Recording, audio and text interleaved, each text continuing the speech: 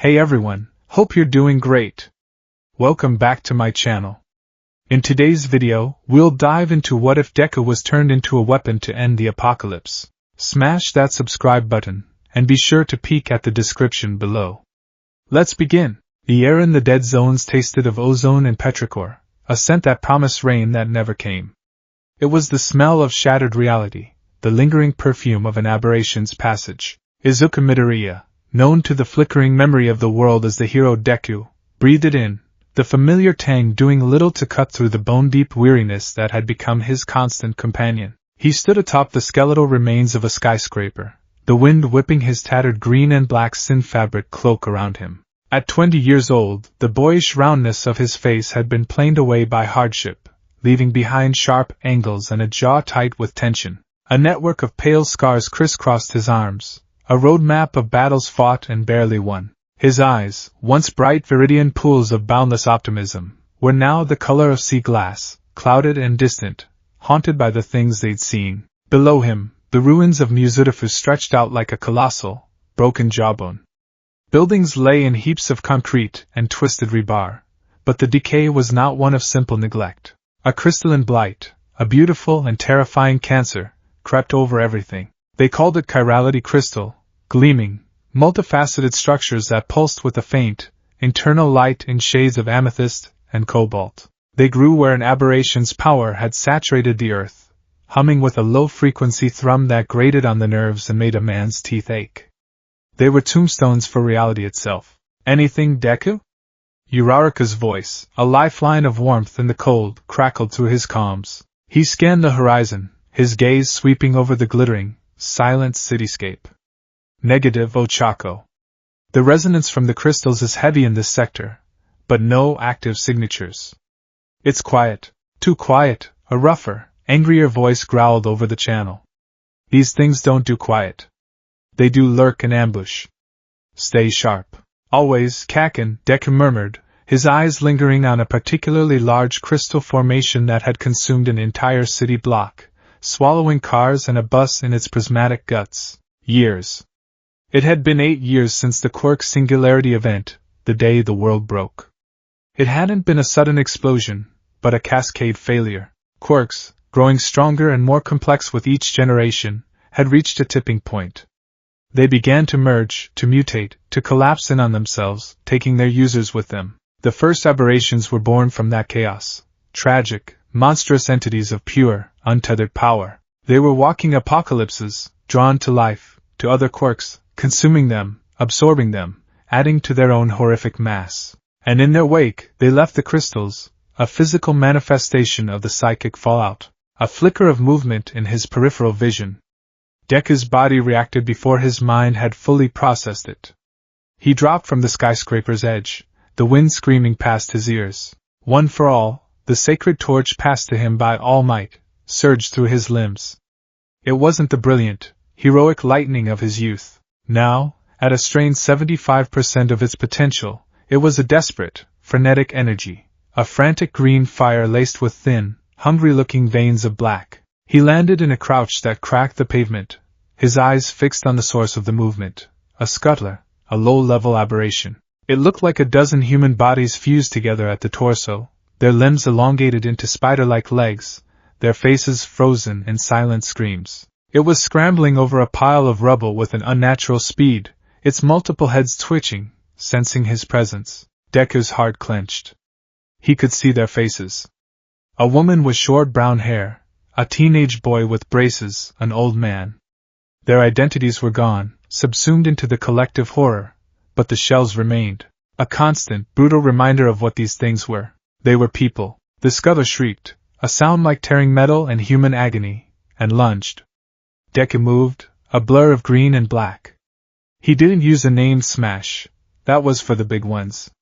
This was conservation of energy. He sidestepped the charge, his hand, encased in an iron-soled glove, lashing out to shatter one of its legs. The limb dissolved into glittering dust and a wisp of dark energy. The creature stumbled, its chorus of silent screams seeming to grow louder in his mind. He couldn't destroy them. No one could. He could only break them apart, disrupt their energy matrix until they dissipated, only to eventually reform somewhere else, days or weeks later. It was like trying to punch the ocean into submission. Endless. Futile. From a nearby rooftop, a pink and black shape detached itself. On your 6th, Deku! Uraraka called. She touched the pads of her fingers to a large chunk of concrete, her zero-gravity quirk making it weightless. With a grunt of effort, she swung it through the air and released it directly above the scuttler. It slammed down with the force of a wrecking ball, crushing the creature's central mass.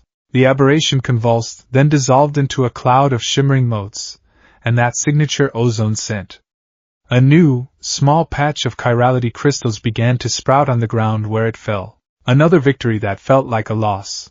Bakugo landed beside them a moment later, propelled by controlled explosions from his gauntlets.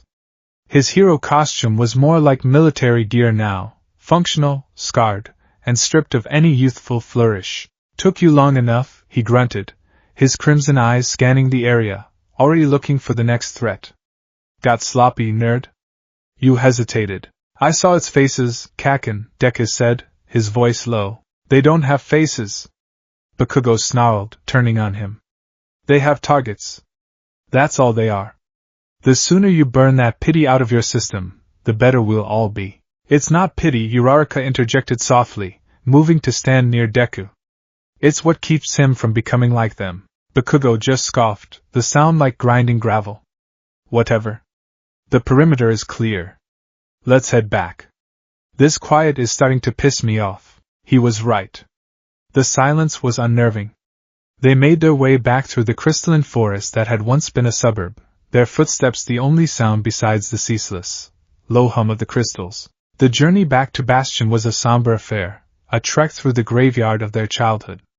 Deku could trace the path to his old middle school, now just a crater filled with violet shards. He could see the skeletal frame of the mall where he and Uraraka had once gone on a nervous, fumbling date. Every street was a ghost. Bastion was one of the last great pockets of humanity, a fortified sanctuary built into the deep-level subways and government bunkers beneath the Hosu General Hospital. Its entrance was a massive, reinforced blast door set into the side of a concrete hill, guarded by auto turrets and weary-looking sentinels. The moment the doors hissed shut behind them, the atmosphere changed. The smell of ozone was replaced by the scent of recycled air, unwashed bodies, and cooking rations. The hum of the crystals was supplanted by the thrum of generators, the distant murmur of thousands of voices, and the crying of children. It was the sound of survival, but it was a cramped, desperate sound. They navigated the crowded corridors, nodding to familiar faces. They were the Alpha Team, Bastion's sword and shield. The survivors looked at them with a mixture of awe, hope, and a terrible, pressing expectation. Deku felt the weight of their gazes like a physical shroud. He was their All Might, their symbol of hope, but he felt like a fraud. All Might had won his battles. Deku was just holding back the tide, and he knew, in the dark, quiet hours of the night, that the tide was rising. In their small, designated quarters, little more than a repurposed storage room with 3 cots, Uraraka gently pushed Deku down onto his cot. You're favoring your left leg, she said, her voice leaving no room for argument as she knelt to examine it. It's fine, he said automatically. Liar. Her fingers, callous but gentle, probed the muscle above his knee. He winced. You pushed past 75% again, didn't you? During the landing. Just for a second. She sighed, a sound heavy with 1,000 similar conversations. Izuku, your body can't keep this up. The recoil, it's accumulating. One of these days, it's not going to heal right. She pulled a small medkit from a wall locker and began applying a pungent, restorative balm. Her touch was professional, but there was a tremor in it that betrayed her worry. We do what we have to do, he said, staring at the gray metal ceiling. I know. Her voice was quiet. I worry about what's left when what we have to do is all we are. Before he could answer, the door slid open and Bakugo filled the frame, a tray of ration bars and water bulbs in his hands. He tossed one of each to Deku and Uraraka before slumping onto his own cot. That hesitation is going to get you killed, he said, not looking at Deku. It wasn't an accusation anymore. It was a flat statement of fact. Or her. He jutted his chin towards Uraraka. Deku sat up, the balm on his leg already seeping a cool relief into the muscle. I handle it. No, you endure it, Bakugo shot back, finally meeting his gaze. His eyes were burning with a frustrated fire that never seemed to go out. You take the hits, you see the damn faces, and you let it eat you up inside. That's not a strategy, Deku. It's slow-motion suicide. And what's your strategy, Kakin? Deku asked, his own exhaustion giving his voice an uncharacteristic edge. Just burn it all. Pretend they weren't ever human? What happens when you burn away so much you burn out yourself? I'll still be standing, Bakugo snarled. And you'll be a goddamn memory-haunting one of those crystal freaks. That's enough, both of you, Uraraka said, her voice firm. She stood between them, a small but immovable point of gravity. We're all tired. We're all on edge. Fighting each other doesn't help. Bakugo grunted and tore into his ration bar with savage force. Deku looked away, the anger draining out of him, leaving only the familiar, hollow ache. Bakugo was right, in his own brutal way. The pity, the memory, the humanity he clung to, it was a liability. But it was also all he had left. Without it, he was just one for all, a weapon aimed at an unstoppable force. Suddenly, a klaxon blared through the bunker, a high, piercing shriek that cut through the low hum of the station. Red lights flashed, bathing the cramped corridor outside their door in a bloody glow. Code Alpha. I repeat, Code Alpha. All defense teams to the northern perimeter. Wall breach imminent. The three of them were on their feet in an instant. The ration bars were forgotten. The argument was forgotten. There was only the mission. Code Alpha. The highest threat level. It meant something big, something smart. They sprinted through the corridors, shouldering past panicked civilians being herded towards the deeper shelters by wardens. The northern perimeter was one of the primary defensive walls, a 50-foot thick slab of reinforced ferroconcrete and quirk-dampening alloys. For something to threaten a breach, they reached the command center, a larger chamber overlooking the wall through thick, armored glass. The scene outside was apocalyptic. A monstrous entity, easily the size of a 5-story building, was pressed against the wall. It was a writhing mass of black, sinewy flesh, glass-like plates of bone, and dozens of fused bodies, all contorted in agony. This one was different. It was organized. Reality seemed to bend around it, the air shimmering with heatless distortion. From its core, it extruded thick, obsidian threads that struck the wall like diamond-tipped whips, carving deep grooves that smoked with null energy. The Weaver, an engineer, muttered, his face pale. We've had reports of it from scouting drones. It thinks. It learns. It found us, Deku said, his blood running cold. The Weaver pulsed, and a wave of psychic pressure washed over the bunker, a feeling of pure, predatory hunger that made his teeth grind. It's targeting the generator housing, Bakugo observed, his eyes narrowed with tactical precision. It knows that's our weak point. We can't let it through. The base commander shouted. Alpha Team, you're up. Buy us time to reinforce the wall. There was no discussion. They were already moving, heading for the deployment chute. As they ran, Uraraka grabbed Deku's arm. Izuku, be careful. I have a bad feeling about this one. He gave her a quick, tight smile that didn't reach his haunted eyes. We'll be fine. They burst out into the kill zone in front of the wall. The psychic pressure was immense, a physical weight that tried to crush his will. The Weaver's main body turned its attention to them, a dozen of its fused faces, all with empty, black sockets for eyes, fixing on them. It let out a shriek that cracked the very air. I'll draw its fire. Deku, find the core. Round face, keep the debris off us. Bakugo yelled, his gauntlets already sparking. He launched himself forward with a massive explosion. AP shot, howitzer impact. A concentrated, armor-piercing blast shot from his gauntlet and struck the Weaver's flank. It roared, flinching back as a chunk of its obsidian flesh was blasted away, only to begin regenerating immediately with a sickening, bubbling sound. But the diversion worked. The Weaver focused on the fast-moving, explosive threat of Bakugo. Now, Deku! Uraraka shouted, touching her fingers to the shrapnel and debris being thrown up by the fight, making them float harmlessly away. Deku took a deep breath, pushing past the psychic static. one for all flooded him. 80%, he grit out, feeling the familiar, agonizing strain in his muscles. Black and green lightning exploded around him, tearing up the ground. He had to end this fast. The core. He had to find the core. He shot forward like a cannonball. Manchester smash. He brought an axe kick down on one of the weaver's primary limbs, the one pounding against the wall. The impact was like a thunderclap, and the limb shattered into 1,000 pieces. But the weaver was ready.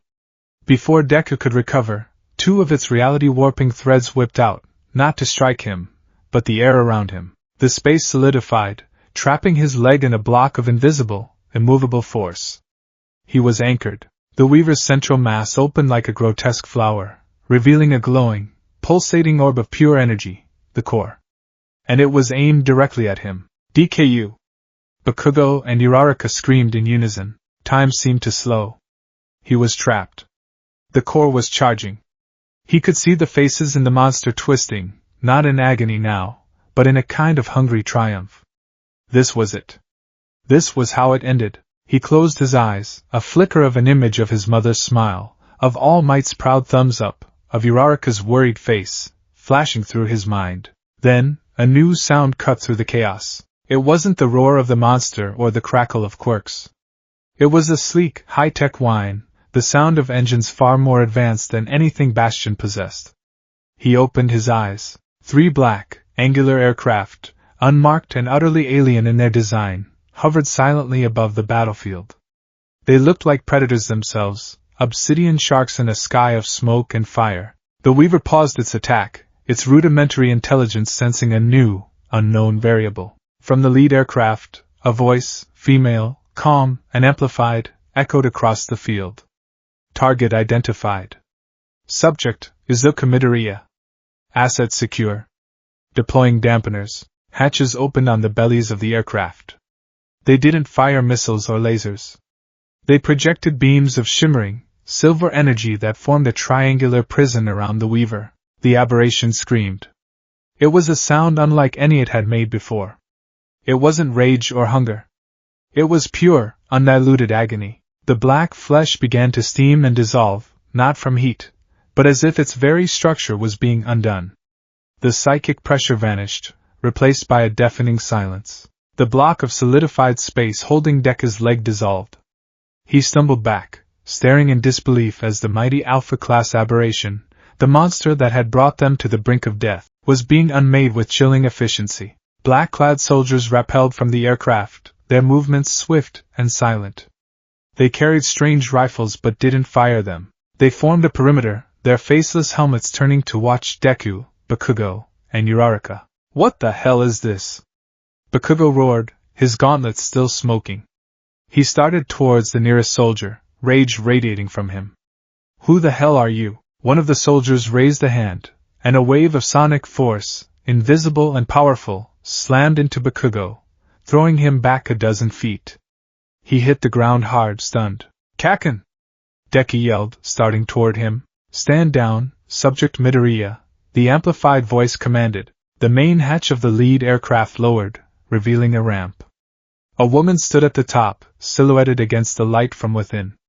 She was tall and severe, dressed in a pristine, dark gray uniform. Her black hair was pulled back in a tight, immaculate bun, and her eyes, as she descended the ramp, were as cold and sharp as chips of ice. She looked at the dissolving weaver with disinterest, her entire focus landing on Deku. A remarkable output, she said, her voice no longer amplified, but still carrying with absolute authority. She held a small data pad, and her eyes flickered between it and Deku. Even at 78%, the energy signature is phenomenal. Who are you? Uraraka demanded, moving to stand in front of the kneeling Deku, her fists clenched, her face a mask of fear and defiance. The woman gave Uraraka a dismissive glance. Director Kusanagi, Aegis Project. We are the solution. Her gaze returned to Deku. For years, we have been searching for the key, the one variable that could not just fight the singularity, but contain it. We found it in the archives. A quirk capable of holding other quirks. A power that stockpiles not just energy, but will. We found you, Izuku Midoriya. Deku felt a profound dread settle in his stomach. This wasn't a rescue. It was an acquisition. Get away from him, he said, forcing himself to his feet. Green lightning, weak and sputtering now, flickered around him. Kusanagi smiled, a thin, bloodless expression. That power does not belong to you, boy. It belongs to the world. And the world is dying. We are here to collect our asset. Like hell you are! Bakugo bellowed, staggering back to his feet, a trickle of blood running from his temple. He raised his gauntlets, but before he could fire, 2 soldiers were on him. They didn't punch him. One slapped a device to his gauntlet, which sputtered and went dead. The other touched his neck, and Bakugo's body went rigid, his eyes wide with shock before he collapsed, paralyzed. Bakugo! Uraraka screamed, and lunged at the soldiers. She was intercepted by another, who moved with blinding speed, a silver circlet flashing in her hand. She slapped it onto Uraraka's forehead. Uraraka cried out and fell to her knees, clutching her head. My quirk! I can't! Deku roared, a sound of pure rage, and surged forward. He didn't care about the 80% limit, about the pain. He was going for 100, he never made it. A soldier appeared at his side, impossibly fast. Deku didn't even have time to register the movement before he felt a sharp, cold prick in his neck. His strength vanished in an instant. The green lightning died. The fire of One for All, the comforting, burning presence that had been a part of his soul for nearly a decade, was just gone. It was a terrifying, absolute emptiness, like a vital organ had been surgically removed without anesthetic. He fell to his knees, his body suddenly a dead weight he couldn't support. The world swam. The last thing he saw was Director Kusanagi looking down at him, her expression unreadable, and Uraraka, on her knees, reaching for him, her face a portrait of pure terror, her mouth forming his name, Izuku. Then the dying light of the world faded to black. He awoke to silence. A sterile, profound silence that was more unnerving than the scream of any aberration. He was lying on a soft surface, the air still and cold against his skin. A faint, antiseptic smell, like a hospital but without the underlying scent of sickness, filled his nostrils. He opened his eyes. White. Everything was white. The ceiling, the walls, the floor, the simple tunic and pants he was wearing. There were no windows, no doors he could see, just seamless white panels that glowed with a soft, even light. He sat up. His body felt strange. Not injured, not even tired. Just empty.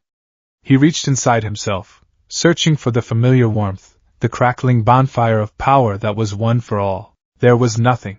A cold, hollowing panic seized him, more terrifying than facing the Weaver. He desperately tried to summon it, flexing his fingers, focusing his will, trying to call forth even a flicker of green light. Nothing happened. It was like trying to feel a phantom limb. He knew it should be there, but the connection was severed. He was alone in his own body for the first time since he was 15. He scrambled off the bed, his bare feet padding silently on the cool floor. He ran to a wall, pressing his hands against it, searching for a seam, a lock, a way out. The wall was smooth and unyielding. He was in a box. A pristine, white prison. He looked up, and in the polished, semi-reflective surface of a ceiling panel, he saw his own reflection. A pale, frightened young man with wide, frantic eyes. A quirkless boy in a cage, the last hero, now just the last specimen. And in that sterile silence, Izuku Midoriya began to understand that the end of the world was not the worst thing that could happen. Being turned into its salvation might be. The silence was a living thing. It had a weight, a texture, a cold, smooth surface that pressed in on Izuku Midoriya from all sides. In the 8 years since the world had broken, he had never known true quiet. There was always the hum of the Bastion's generators, the distant echo of a crowd, the howl of the wind through skeletal ruins, or the dissonant thrum of chirality crystals. This was different. This was the absolute, dead silence of a tomb. He was still pacing the perimeter of the seamless white room, his bare feet making no sound on the floor, when a section of the wall slid open with a whisper of displaced air. The sound was so sudden, so sharp in the oppressive quiet, that he flinched back. instinctively dropping into a fighting stance that felt hollow and useless without the familiar fire of one for all coiling in his muscles. Director Kusanagi stepped through the opening. She was flanked by two of the same black-clad, faceless soldiers who had subdued him, their presence as unobtrusive and menacing as shadows. She held the same datapad as before, her movements economical and precise. The panels slid shut behind them, sealing them back inside the sterile prison. "Where are my friends?" Deku demanded, his voice raspy. It was the first thing he'd said since waking, and the sound of it felt alien in the room. "Are Uraruka and Kakin all right?" Kusanagi didn't look up from her datapad. "Your former comrades are being debriefed. They are unharmed. Their quirk suppression devices are temporary. They are being evaluated for reintegration." "Reintegration into what? What is this place? What did you do to my quirk?" The questions tumbled out, each one laced with a rising panic. The emptiness inside him was a gaping wound, and he felt a desperate need to understand its cause. Kusanagi finally lifted her gaze. Her eyes were not cruel, he realized with a chill. They were worse. They were entirely devoid of empathy, the eyes of a scientist observing a specimen. "We have not done anything to your quirk, Izuka Midoriya. We have simply isolated it. Contained it. As for this place, this is the Aegis Project headquarters, the last functioning remnant of the Hero Public Safety Commission, and humanity's final hope." She gestured, and a section of the wall opposite him flickered, turning from opaque white to a crystal-clear window. Beyond it was a cavernous, sprawling laboratory. Scientists in white coats moved with silent purpose between humming consoles and containment cylinders filled with glowing, ethereal gases. It was a place of immense technological sophistication, leagues beyond anything Bastion could have dreamed of. "For 8 years, you and the other survivors have been fighting a war of attrition you could never win," Kusanagi stated, her tone as flat and even as the walls around them. "You fight the aberrations, you break them apart, and they reform. You treat the symptom, but you have never understood the disease." She tapped her datapad, and a holographic image shimmered into existence in the center of the room. It was a rotating, chaotic mass of dark energy, similar to the core of the Weaver he'd faced. "The entities you call aberrations are not living creatures in the biological sense," she explained, her voice the calm lecture of a professor. "They are data ghosts. When a powerful quirk collapses, the user dies, but their power, their consciousness, their very being, is fractured and imprinted onto reality itself. It becomes chaotic information, a rogue program that seeks only to assimilate more data, more life, more quirks, to stabilize itself. You cannot kill information, Midoriya. You cannot punch a ghost to death. It can only be contained. Deleted. Or, in this case, absorbed." Deku stared at the horrifying hologram, then back at her. "Absorbed? Yes." Kusanagi's thin smile returned. "That is where you come in. For years, our top theorists, working with pre-singularity data recovered from the most brilliant minds, including the research of the infamous Dr. Garaki, hypothesized the solution. A counter-singularity. A vessel with the theoretical capacity to act as a black hole for this chaotic energy, absorbing it and containing it within itself. We searched for such a power, a quirk that could hold other quirks, that could stockpile limitless energy without collapsing." The blood drained from Deku's face. He knew what she was going to say. He felt it in the hollow space where his power used to be. "We found it in you," she finished, her gaze sharp and penetrating. "One for all. A masterpiece of quirk engineering, a torch designed to be passed, to grow, to contain the wills and powers of its previous users without degradation. It is the only vessel on this planet stable enough to do what must be done." Deku felt a surge of revulsion so strong it almost made him gag. "No. You're wrong. One for all is a power meant to save people, to protect them. It's a beacon of hope. Not a trash can for monsters." The words were a desperate plea, an affirmation of everything he believed in. "A beacon of hope in a world drowning in darkness is just a target," Kusanagi retorted, her voice cutting like glass. "Your idealism is a luxury the 70,000 human beings left alive on this planet can no longer afford. You fight, you break, they reform.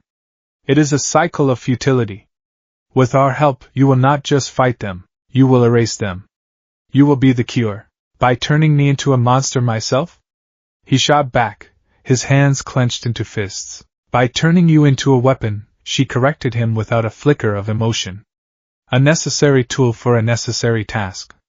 It is a noble sacrifice. You are a hero, are you not? This is what heroes do, they sacrifice. Her words were a twisted perversion of everything All Might had ever taught him. They took his dream and warped it into a nightmare, using his own heroic ideals as the bars of his cage. He shook his head, taking a step back. I won't do it. I refuse. Kusunagi's expression didn't change. It was as if his refusal was an expected, irrelevant variable in her equation. You misunderstand the situation, Midoriya. This is not a request. This is the only path forward. Perhaps a familiar voice will help you see the logic of the situation. She turned and walked back to the door. Come with me. Deku didn't move. One of the soldiers took a step forward, and Deku knew with chilling certainty that resistance would only lead to him being sedated or paralyzed again. With a heart full of dread, he followed Kusunagi out of the white room. They moved through corridors of polished chrome and shimmering glass, a world away from the grit and grime of Bastion. Personnel in crisp uniforms moved past them, their faces impassive, their eyes never meeting his. It was the soulless efficiency of a machine, and Deku was the component being moved into position on the assembly line. Kusunagi led him to a large, darkened control room. It was dominated by a single, colossal screen displaying a tactical map of the Japanese archipelago, dotted with hundreds of glowing red icons, active aberrations.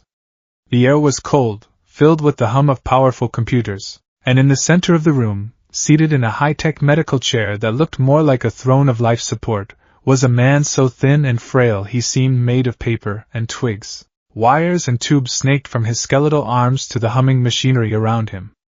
His famous blonde hair was gone, leaving only a few white wisps on a scalp stretched taut over his skull. His face was a landscape of sunken hollows, his once brilliant blue eyes now dim and clouded, lost in the deep sockets of his skull. But Deku would have known him anywhere. All Might.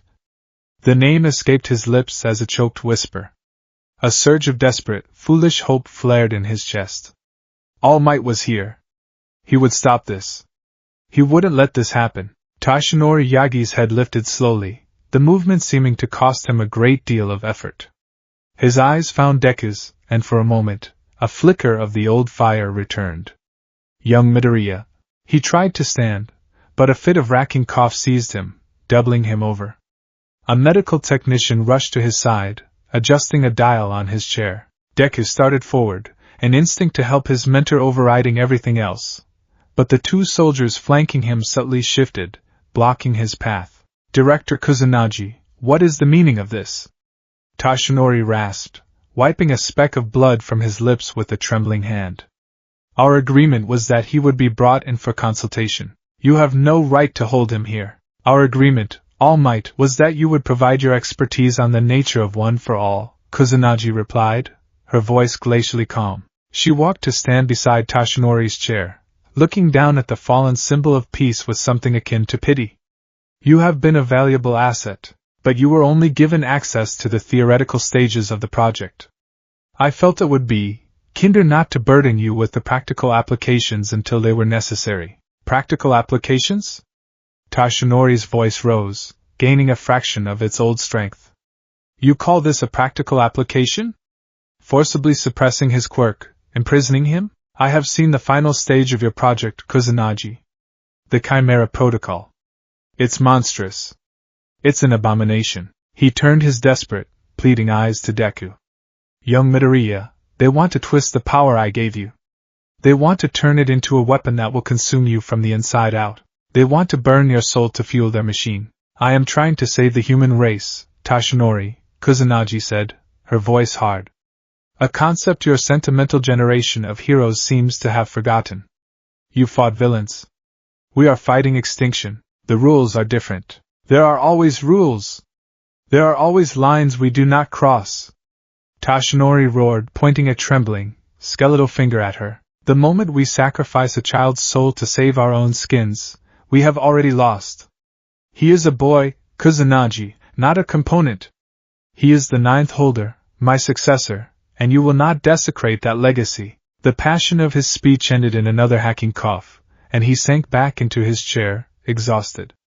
The fire in his eyes dimmed, replaced by a look of utter despair. Kusanagi watched him, unmoved. She waited until his coughing subsided before she delivered her final, devastating blow. Her voice was quiet, almost gentle, which made the words infinitely more cruel. "The boy is already being destroyed, Tashinori," she said. "We've all seen the reports from Bastion. The accumulated damage from his quirk's recoil, the psychological trauma of endless, futile battle. He is dying a slow, pointless death on a battlefield where he cannot win." She turned her cold eyes on Deku, who stood frozen, listening to his own eulogy. "This way," she continued, her logic as sharp and merciless as a surgeon's scalpel, "his destruction will have a purpose. This way, his sacrifice will save the world." The words hung in the air, sucking all the warmth, all the hope, from the room. Deku looked at Tashinori. He saw his hero, the symbol of peace, utterly broken, a prisoner just like him, powerless to stop the machine he had inadvertently helped to build. The soundless sobs that began to rack Tashinori's skeletal frame were the most terrible sound Deku had ever heard. The hope inside him died, guttering out like a candle in a vacuum. "The procedure will begin in 5 minutes, Kusanagi announced to the room at large. "Prepare subject, Chimera." The soldiers took his arms. He didn't fight back. There was no point. All might couldn't save him. His friends couldn't save him. He was alone, and the machine had him in its jaws. They led him from the control room, leaving Tashinori to his grief. They took him to another room. This one circular and dominated by a metallic chair that looked like a cross between a dentist's chair and an electric chair. Complex machinery bristled from the walls and ceiling, all converging on the chair. Arcs of silver energy, like the ones that had disabled the Weaver, were held in containment fields around it. "Against your protests, All Might," Kusanagi's voice echoed from a speaker as he was strapped into the chair. Metal restraints clamped around his wrists, ankles, and forehead. "The procedure will now commence." A transparent helmet descended, sealing around his head with a soft hiss. He could see Tashinori on a monitor to his right, pounding his frail fists against the glass of the control room, his face a mask of silent, screaming agony. "One for All's unique structure allows it to absorb and integrate the quirks of its hosts," Kusanagi's voice lectured, cold and clinical. "It is a process of acceptance and will. We are simply going to rewrite that process. We are not giving you a new quirk. We are unlocking a dormant function, a forgotten piece of its origin." A new set of injectors pressed against his neck. He flinched as cold liquid began to seep into his veins. "Using technology derived from the genetic blueprint of All for One, we will reawaken the quirk's capacity to take," she explained. "And with a modulating energy field derived from the temporal signature of the quirk known as Rewind, we will force the quirk to reset its storage state after each acquisition, ensuring it remains empty, hungry. It will become a perfect void." Deku's mind reeled. All for One. Eri. They had weaponized the powers of his greatest enemy, and the innocent child he had saved, twisting them into this violation. "The procedure will be uncomfortable," Kusanagi said, a masterpiece of understatement. "Begin." It started as a cold feeling, spreading from his neck through every vein and capillary. Then came the fire. It felt like his blood was being replaced with acid. But that was just the surface. The real agony was deeper. He felt the presence of One for All, which had been dormant and suppressed, roar back to life. But it was not the familiar, comforting power. It was cornered. It was terrified. He could feel it thrashing inside him, fighting against the chemical and energetic invaders. Then the silver energy arcs surrounding the chair surged, converging on his body. The world dissolved into pure, white-hot agony. It was not just physical pain. It was a spiritual, existential violation. He was a house, and One for All was the family that lived inside it. Now, a battering ram was smashing down the door, and monstrous things were crawling in through the windows. He felt the vestiges. The 8 souls who lived within the core of his power. He felt them rise up, a chorus of heroic wills fighting back against the intrusion. He could almost hear their voices, Sherman and Nana's fierce defiance, Yoichi's determined resistance, a symphony of heroes trying to protect their home, their successor. But the invading force was relentless. It wasn't an army that could be fought, it was a tide. A silent, patient, all-consuming flood of nothingness. The cold, logical void that Kusanagi had engineered. His own scream was a distant thing, a background noise to the war being waged for his soul. He felt the cold tide wash over the vestiges, their light dimming, their voices being silenced one by one. He felt their terror, their denial, and then, their corruption. The very nature of the power began to change. He could feel it in his core. The foundation of One for All was to give, to pass on, to save. It was a power built on selflessness. The invading energy was twisting that foundation, knotting it, perverting it. It was teaching the quirk the concept of to take. It was instilling a predatory hunger, a need to consume, to fill an emptiness that could never be filled. The beacon of stockpiled will was being hollowed out, its light extinguished, its structure repurposed into a cage, a stomach, a hungry, empty void. He thrashed against his restraints, his throat raw from screaming. Through the haze of pain, he saw Toshinori's face on the monitor, tears streaming down it, his mouth open in a soundless cry of anguish. He looked back at Deku, a final, desperate apology in his eyes. And then, something inside Deku broke. The pain vanished. The screaming stopped. An absolute, profound calm washed over him. The warring energies inside him found a new, terrible equilibrium. He felt the vestiges, no longer fighting, but silent, suspended, their light almost entirely swallowed by a profound darkness. The new power settled within him. It felt vast, cold, and empty. And it was hungry. The machinery powered down. The energy arcs faded. The restraints retracted. The helmet lifted from his head. He sat there, motionless, in the center of the silent room. He slowly lifted his right hand, flexing his fingers. A flicker of lightning danced around his arm. It was not the brilliant, heroic green he had known his whole life.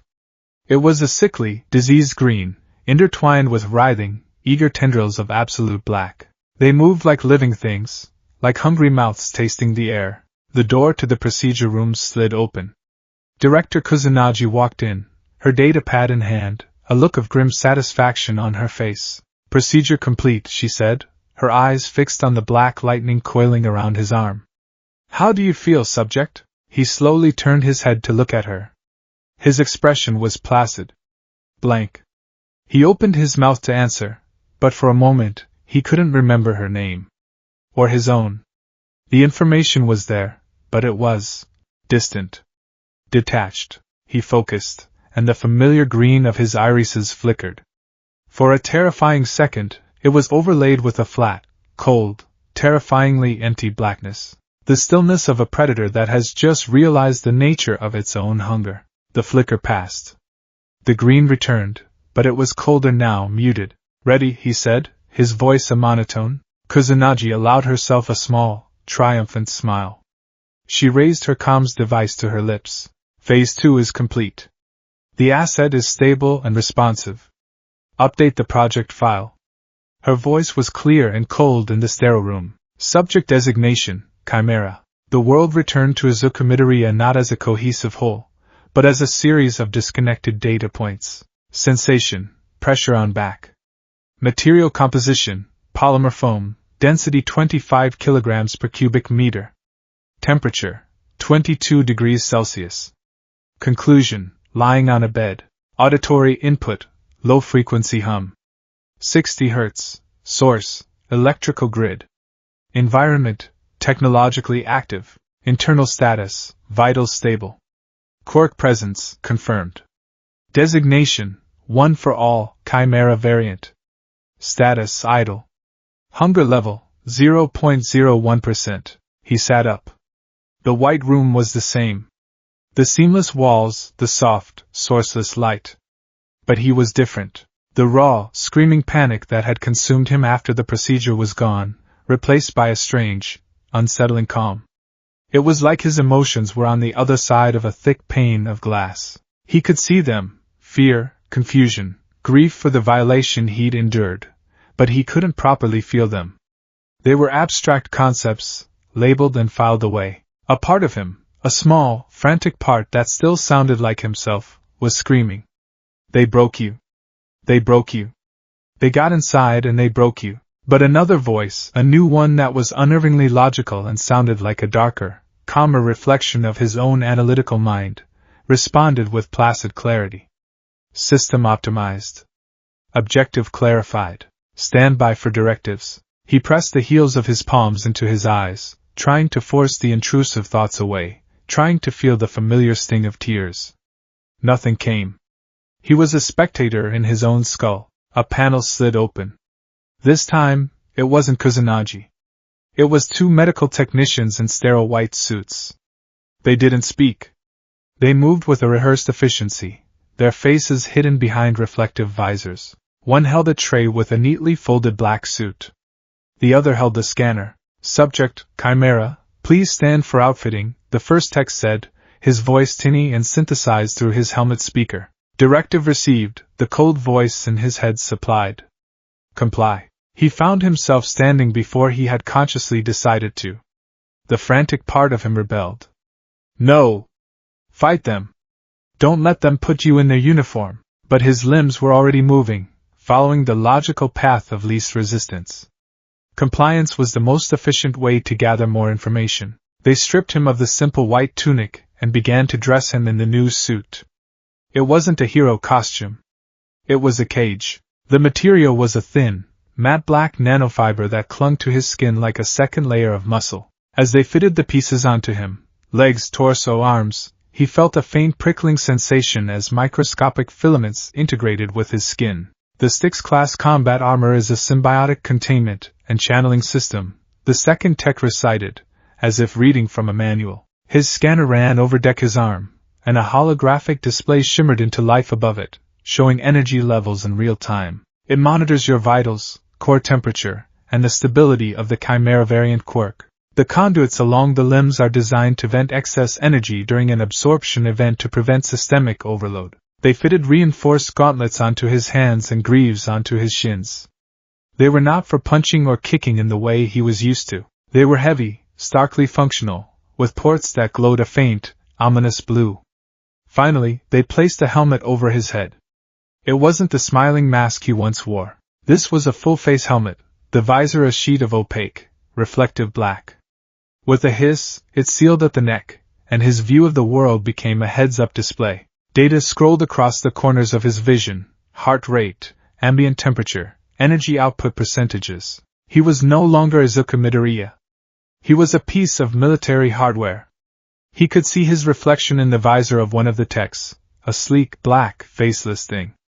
A weapon. First deployment is ready, the tech said into his comm asset is online. In an observation chamber high above the testing arena, Katsuki Bakugo felt like a caged animal. The room was luxurious, a stark contrast to the grime of Bastion: plush chairs, a polished table, even a dispenser that produced chilled water. It was a comfortable prison, and it made him want to rip it all apart with his bare hands. He slammed his fist against the thick, armored glass that overlooked the arena below. Damn it! Let us out of here! Where is he? Your agitation is unproductive, Mr. Bakugo, came the calm, infuriating voice of Director Kusanagi from behind him. She stood by the door, flanked by her guards, a picture of absolute control. Don't you, Mr. Bakugo, me, you damn witch! He snarled, whirling to face her. What have you done to him? What did you do to Deku? Ochako Uraraka sat huddled in one of the chairs, her arms wrapped around herself. Her face was pale, her eyes red-rimmed and puffy. The temporary quirk suppression circlet had been removed an hour ago, but she still felt a phantom numbness where her power should be. They had been debriefed, which had consisted of Kusanagi laying out their new reality with the emotional investment of a weather report. They were now assets of the Aegis project. Their home, Bastion, had been contacted and absorbed into Kusanagi's network. They had nowhere else to go. As I've explained, Kusanagi said patiently, we have prepared Izuka Midoriya to fulfill his purpose. You are here to observe the results. And to understand your new roles. She looked at Uraraka. Miss Uraraka, your established emotional rapport with the subject makes you a valuable asset. We have designated you as his humanity anchor. In the event of psychological instability post-absorption, your presence and voice will be the primary method of de-escalation. You will remind him of who he is. Uraraka stared at her, horrified. You broke him, and now you want me to be the glue? To talk him down after you force him to do whatever it is you're planning? Precisely, Kusanagi confirmed without a hint of irony. Your empathy is now a tool. Use it wisely. Then, her cold eyes shifted to Bakugo. And you, Mr. Bakugo. Your power is considerable, but your temperament is volatile. Your role is that of a failsafe. A last resort? Should the subject lose control in a way that the anchor cannot mitigate, you are authorized to use overwhelming, non-lethal force to subdue him. You are his leash. The insult was so profound, so utterly dismissive of his entire being, that for a moment Bakugo was speechless. He wasn't a rival, not a partner, not even an equal. He was a weapon to be pointed at his oldest friend. The thought was so vile it made his stomach churn. Go to hell, he spat, his hands beginning to spark with tiny, furious explosions.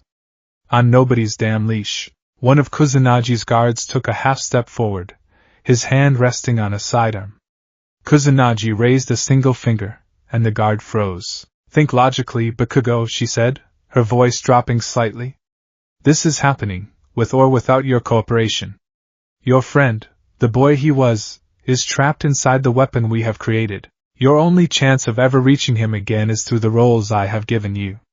Be the anchor. Be the failsafe. Or be obsolete. The choice is yours. With that, she turned and left the observation room, the door hissing shut and locking with a heavy thud. They were trapped. Trapped and forced to watch. Uraraka finally broke, a sob escaping her lips. Kaken, what are we going to do? Bakugo stared at the locked door, the sparks on his palms dying out. His rage felt hollow, useless against the cold, unyielding walls of this place. Kusanagi was right. She had them. She had Deku. For the first time in his life, Katsuki Bakugo felt truly, utterly powerless. He walked back to the window, his jaw clenched so tightly it ached. Below, in the center of a vast, sterile white arena, a section of the floor was retracting. We watch, he growled, his voice thick with a rage that had nowhere to go. And we wait for our chance. The testing arena was a colossal white dome, reminiscent of the room he'd woken up in. It felt like the inside of a bone. A single, powerful door slid open, and he was gently nudged forward by one of the techs. Proceed to the center of the chamber, subject. Await the target, the synthesized voice instructed through his helmet's comm. Directive received. Proceeding to marked location. His body moved, his steps even and measured. He felt a disconnect, as if he were piloting a machine rather than walking in his own skin. He stopped on a large, black circle painted on the white floor. He stood at ease, hands behind his back, a perfect soldier awaiting orders. The door he came through slid shut. Across the vast expanse of the arena, another, much larger door began to grind open. Subject, this is Director Kusanagi. Her voice, crisp and clear, filled his helmet. Your first target is a classy aberration, designated Resonance Echo. It was captured 3 weeks ago in the Shizuoka Prefecture. Low-level threat, minimal reality warping capabilities. This is a baseline test of the Chimera Quirk's primary function. From the opening, a creature stumbled out into the bright light. It was small, barely taller than a man, and horribly tragic. It was a humanoid shape, but its limbs were twisted at unnatural angles. Its flesh was the color of old bruises, and fused into its chest, as if it had grown there, was the warped, wooden body of a cello. One of its arms had been melted into the instrument's neck, its fingers permanently frozen over the strings. Its head was tilted back, its face a smooth, featureless mask of skin, except for a mouth that was stretched open in a permanent, silent note. A sound emanated from it, not from the mouth, but from the cello embedded in its chest. It was a faint, discordant melody, a heartbreakingly sad and off-key fragment of a classical piece. Deku's HUD identified it instantly. Target, Resonance Echo. Origin, 16-year-old male, Kenji Tanaka. Quirk, harmonic vibration. Allowed him to resonate with objects, particularly his instrument. Quirk collapse occurred during a recital. fused with his cello. Threat level minimal. Primary behavior, wanders, replaying the last piece of music he ever played. The boy he had been, the hero who cried for his enemies, who saw the person inside the monster, surge forward in his mind. Kenji Tanaka. He's just a kid. He was playing music. We can't hurt him. We have to save him. He felt a flicker of real emotion. Pity. Sorrow. He took an involuntary half-step back. His hands clenched into fists. No, he whispered, the sound of his own voice a surprise. What was that, subject? Kusunagi's voice was sharp. I won't do it, Deku said louder this time. He could see the boy Kenji, stumbling around the arena, lost in his own tragic loop, the broken melody echoing in the sterile chamber. He's not a threat. He's trapped. This is wrong. Up in the observation deck, Uraraka pressed her hands to the glass. Izuku, she whispered, tears welling in her eyes. He's still in there. He's fighting it. Bakugo's eyes were wide, fixed on the scene. He saw it too. The hesitation. The flicker of the old, useless, heroic Deku he had known his entire life. And for the first time, that hesitation didn't fill him with rage. It filled him with a sliver of desperate hope. Fight it, nerd, he muttered under his breath. Come on, fight her. Subject, Kusunagi's voice turned to ice. Your emotional response is noted, and irrelevant. The objective is not to fight the target. It is to absorb it. You are a weapon. Weapons do not question their targets. They fire. Engage. Now, the sad, broken melody from the resonance echo continued, each note a plea. Deku's body was tense, a war being waged within him. The screaming part of his soul was yelling, don't do it. Don't become a monster, but the cold, logical voice answered.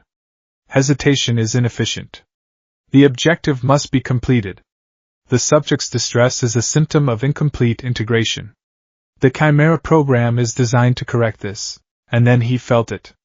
The hunger. It wasn't his own feeling. It was the quirk. The new, twisted, hollowed out one for all. It stirred within him, not with the fiery energy of a hero, but with the cold, patient emptiness of a predator. It sensed the resonance echo, not as a former person, but as an energy source. A meal. It pulled at him. A physical, undeniable yearning that bypassed his conscious thought. His muscles tensed, not to fight, but to pounce. No. Stop. He gasped, clutching his head. His own body was betraying him. The weapon was overriding the user. It appears your old instincts require a catalyst to overcome, Kusunagi's voice said, a hint of academic curiosity in her tone. Very well. Increasing stimuli. A panel in the floor near the resonance echo slid open, and a high-frequency emitter rose. It let out a piercing shriek that made Deku's teeth ache even through his helmet. The resonance echo recoiled, its sad melody turning into a discordant screech of agony. It thrashed, stumbling blindly, its featureless face turned towards Deku as if seeking help. It was being hurt. It was in pain, and Deku, the hero, reacted. He didn't mean to. It was pure instinct. The ingrained, unbreakable drive to save someone in pain. He took a step toward the creature, his hand outstretched, wanting to stop the torturous noise, to help. But the quirk had other ideas. The moment he moved with intent, the moment he opened the floodgates of his will, the hunger surged through. It didn't ask for permission. It took control. His outstretched hand, which he had meant as a gesture of comfort, became a weapon. The black lightning he had seen after the procedure exploded into life, no longer just coiling around his arm, but erupting from his fingertips. It was not Black Whip, this was something else entirely. It was a tendril of pure void. It was not solid, not energy, not shadow, but the color of a starless midnight sky, a tangible piece of nothingness that drank the light around it. The tendril shot across the distance between them in the blink of an eye. It did not strike the resonance echo. It simply touched it. The effect was instantaneous and silent. The moment the tendril of void made contact with the aberration's chest, the discordant music stopped. The high-frequency shriek from the emitter was the only sound for a split second. Before that too was silenced by Kusunagi. The aberration froze. Its featureless face seemed to find a focus, fixed on Deku. There was no scream. No explosion of energy. No fight. There was only a quiet, horrifying dissolving. The resonance echo's form began to unravel, not into dust or light, but into threads of raw data, shimmering lines of code and energy that flowed up the black tendril and into Deku's arm. He felt it coming in, a cold, clean stream of information. The boy's fear. The smell of rosin on his bow. The final, terrified moments of his quirk collapsing. The endless, looping memory of Bach's cello suite No. 1. It flowed into him, and the empty, hungry void of his quirk devoured it all, leaving nothing behind. The aberration was gone. Not dissipated. Erased. Where it had stood, the white floor was pristine. Not even a speck of dust remained. The black tendril retracted into Deku's hand. He stood there, arm outstretched, trembling. The absorption was complete. And then, the new data settled in his mind, overriding something else. He collapsed. The world went black for a second time. High above, Uraraka let out a choked, horrified gasp, her hands flying to her mouth. The sheer wrongness of what she had just seen was a physical blow. It wasn't a fight. It was an execution. A deletion. She had watched her Izuku, effortlessly and silently unmake a person. Bakugo was frozen, his eyes wide with a new kind of terror. He had seen Deku fight for years. He'd seen him break his bones, bleed, scream with effort. That was real. That was a struggle. This was something else. It was effortless. Inhuman. The terrifying, silent power was more horrifying than any explosion he could ever create. He felt a profound, chilling fear, not for himself, but of Deku. He saw the way Deku had collapsed, a puppet with its strings cut. His own rage, which had been boiling just moments before, turned to ice in his veins. He didn't want to be a failsafe for that. He didn't want to fight that. Because he knew, with a sudden, gut-wrenching certainty, that he would lose. He slammed his fist against the glass again, but this time, it was a gesture not of rage, but of pure, desperate futility. The glass didn't even vibrate. He woke up on a medical cot, the Styx helmet removed. The same two techs were monitoring his vitals. He felt clear. The hunger was gone, sated. The void was placid. Subject is conscious, a tech reported. No immediate signs of psychological distress. Memory integration appears successful. Deku sat up. He felt fine. Better than fine. He felt efficient. He swung his legs over the side of the cot. The test was a success, he stated. It wasn't a question. Affirmative, the tech replied. The resonance echo was successfully absorbed. Deku nodded slowly. He replayed the event in his mind. The hesitation. The emotional response. Inefficient, the cold voice noted. Sentimental attachment to the target's origin is a liability. It must be purged. He frowned. Something was nagging at him, a loose thread in the tapestry of his mind. A memory. He had been trying to remember something important from his childhood, from before All Might. A name. Who was his first grade teacher? He searched for the memory. He could picture his old elementary school. He could picture the classroom. He could even picture a kind-faced woman with brown hair tied in a bun, handing him back a drawing he'd made of All Might. She was smiling at him, saying something encouraging. What was her name? He reached for it, but it was like trying to grab smoke. The memory of her face, of her kindness, was there, but the name, the simple piece of data that anchored it, was gone. It was just an empty file, and as he struggled to find it, something else flooded the void. Subject designation, resonance echo. Origin, Kenji Tanaka, 16. Quirk, harmonic vibration. Cause of collapse, emotional and sonic feedback loop during a public performance. Energy signature, 4.7 kilojoules. Data absorbed, 98.7%. Residual psychic trauma, negligible. The cold, hard facts of the boy he had just erased filled the space where his teacher's name should have been. The replacement was seamless. Perfect. Horrifying. He looked at his hands. He could still remember the feeling of the void tendril erupting from his skin. The feeling of another's existence flowing into him and being digested into nothing but raw data. His breath hitched. The glass between him and his emotions shattered. The fear, the horror, the self-loathing, it all came crashing back in a tidal wave. He scrambled back on the cot, away from his own hands, his own body. He was a walking tomb. A murderer. What did you make me do? He gasped, his voice cracking. He looked up at the text, his eyes wide with a terror that was finally, fully his own. What have I become? From the observation deck, Uraraka saw it all. She saw the blank, placid look on his face, and then she saw the moment his composure shattered. She saw the pure, undiluted terror in his eyes, the eyes of the same scared, kind boy she'd met on the first day at UA. He was still in there, trapped in that monster, looking out through its eyes. Izuku, she whispered, a tear tracing a path down her cheek. Bakugo saw it too. He saw the terror on Deku's face, and his own icy fear was instantly burned away by a volcanic eruption of protective rage. They hadn't just stolen his rival. They had broken him and left him terrified and alone in the wreckage. Kusanagi had wanted a leash. Fine. But leashes could be used to pull things back from the brink, too. His gaze hardened, his crimson eyes locking onto Deku's distant, panicked form. His purpose, for the first time since this whole nightmare began, became crystal clear.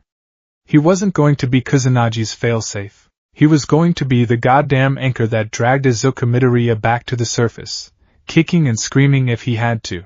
The days that followed blurred into a horrifying, monotonous routine, a new kind of survival measured not in rations and ammunition, but in fragments of a stolen soul. Izuku Midoriya's new life was governed by the chime of a stereo bell and the cold, impassive voice of Director Kusanagi. His home was no longer the cramped but lively quarters and bastion, nor was it the pristine white room of his initial confinement. He was now housed in a stabilization chamber, a hexagonal cell made of dull, gunmetal gray plating. There were no personal effects. The bed was a slab that retracted into the wall. One entire wall was a semi-transparent screen that displayed tactical data, weather patterns, and aberration activity reports. It was a room designed not for a person, but for a tool waiting to be used. He was under constant observation, a dozen different sensors embedded in the walls monitoring his every breath, every twitch, every flicker of his quirk. The routine was brutally simple. Wake. Calibrate. Deploy. Absorb. Decontaminate. Analyze. Sleep. Repeat. The deployments grew in frequency and intensity. After the success with the resonance echo, Kusanagi was eager to test the Chimera's limits. They sent him after a chatter swarm in the ruins of Yokohama, a cloud of thousands of bat-like aberrations born from a woman whose telepathic quirk had collapsed, her final thoughts of loneliness shattering into a legion of psychic vermin. He stood in the center of the swarm, a black, faceless statue, and let the void within him drink them all. The absorption took 17 seconds. The cost, the memory of his mother's lullabies, replaced by a cacophony of a billion chittering, lonely whispers that thankfully faded after a few hours. They sent him after a grief root in Aokigahara forest, a creature that had once been a man with a botanical quirk, now a colossal, weeping willow made of flesh and sorrow, its roots spreading for miles and inducing suicidal despair in anyone who drew near. The fight was more complex. He had to trace the energy back to the creature's heart trunk. The absorption took 3 minutes and 24 seconds. The cost, the memory of the pride he felt putting on his UA uniform for the first time, replaced with a cold, academic understanding of root systems and the chemical composition of human tears. With each deployment he grew stronger. The Chimera quirk became more efficient, its tendrils of void lashing out with greater speed and precision. He could now absorb multiple targets simultaneously. His physical prowess, even without actively using one for all stockpiled power, was unnerving.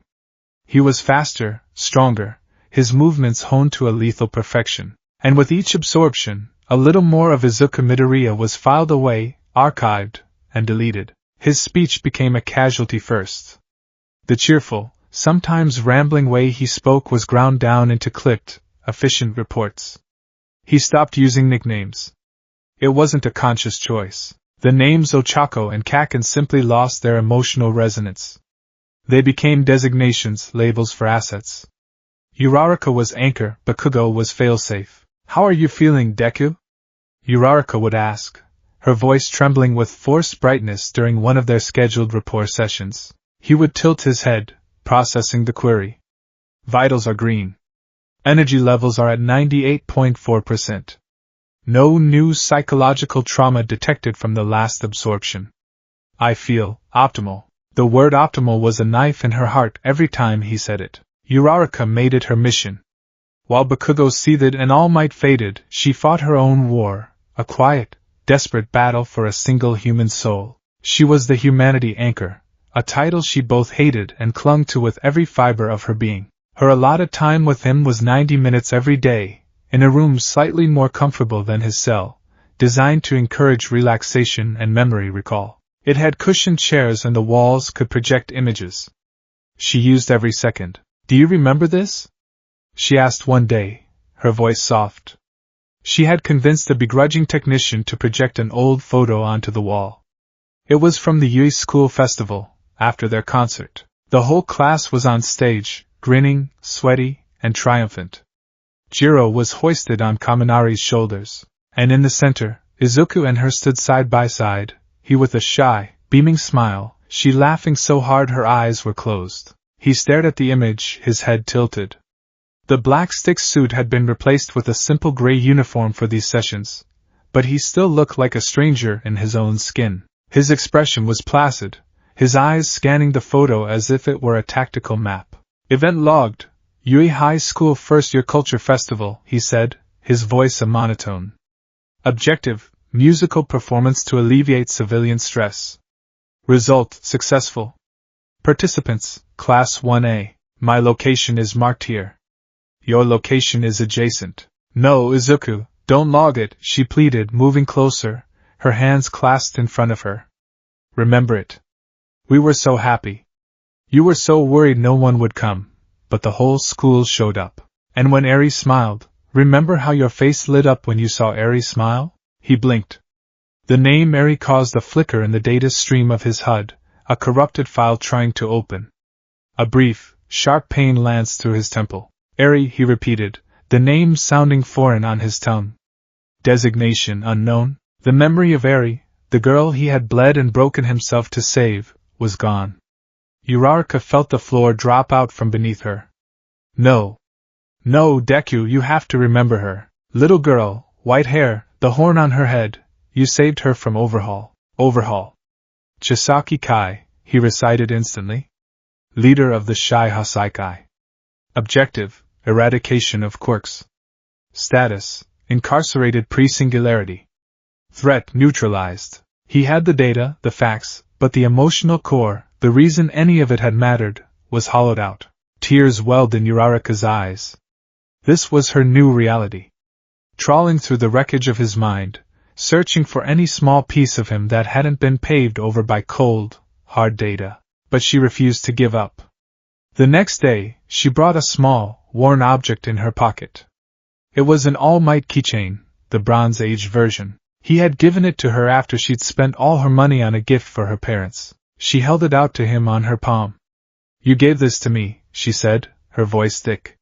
You said heroes help each other, and you wanted to help me feel a little more heroic that day." He looked down at the keychain. He didn't take it. He just stared. For a full 10 seconds he was silent. Then, a barely perceptible tremor went through his hand. His brow furrowed in what looked like genuine confusion. A ghost of an emotion, a shadow of a memory, was trying to break through the concrete of his new programming. He started, his voice less a monotone and more lost. It was important. Uraraka's heart leaped into her throat. It was the first time he'd used a subjective, emotional word. Not optimal or efficient. Important. "Yes," she whispered, a tear finally escaping and rolling down her cheek. "Yes, Izuku, it was. It still is." The moment was shattered as the door to the room hissed open. A guard stood there. "Anchor session is concluded." Izuku's face went blank again, the flicker of confusion gone as if it had never been. Acknowledged, he said, turning and walking out of the room without a backward glance at her or the keychain. Uraraka sank into a chair, clutching the small piece of painted metal so tightly her knuckles turned white. It was a flicker. A tiny, fragile spark in an endless, encroaching darkness.